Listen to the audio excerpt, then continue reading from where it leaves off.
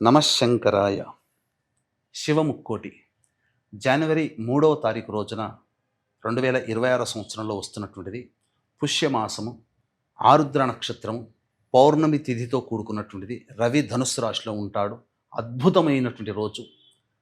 ఈ రోజున శని సంబంధంగా ఇబ్బంది పడేటువంటి వాళ్ళు అనగా మేష, మిథున, కర్కాటక, సింహ, కన్య, వృశ్చిక, ధనస్సు, కుంభ, మీన రాశుల్లో జన్మించినటువంటి వారికి శని బాధలు ఉంటాయి.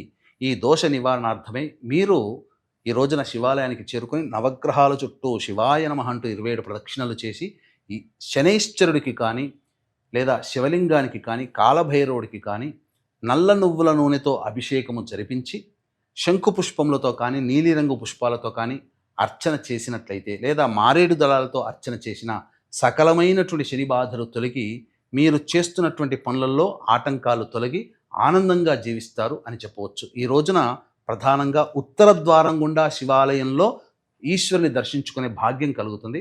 ఇటువంటి రోజుని అందరూ సద్వినియోగపరచుకోండి. అలాగే అవకాశం ఉంటే ఈ 2026 సంవత్సరం అంతా కూడా మీకు అనుకూలంగా ఉండాలి నవగ్రహాలు అనే సదుద్దేశంతో శివముక్కోటి సందర్భంగా జనవరి 3వ తారీఖు రోజున శ్రీశైల క్షేత్రంలో కానీ కాళహస్తి క్షేత్రంలో కానీ సర్వదోష నివారణ పూజల హోమాలలో భాగంగా నవగ్రహ పాశుపత హోమము, రుద్ర హోమము, మృత్యుంజయ హోమము, వివాహం కాని అబ్బాయిలు అమ్మాయిల కోసమే హోమాదులు, ఇంతకుముందు చెప్పబడినటువంటి మేష, మిథున, కర్కాటక, సింహ, కన్య, వృశ్చిక, ధనస్సు, కుంభ, మీన రాశుల్లో జన్మించిన వారికి శనిదోష నివారణకై ఈ యొక్క హోమాది కార్యక్రమ శనీశ్వర హోమాలు జరిపించి శక్తిపాతము చేసినటువంటి కరుంగలి మాల ఇవ్వడం జరుగుతుంది. అవకాశం ఉన్నవాడు స్క్రీన్పై కనిపిస్తున్న నెంబర్కి కాంటాక్ట్ చేసి మీ గోత్రనామాదులు నమోదు చేసుకోవచ్చు.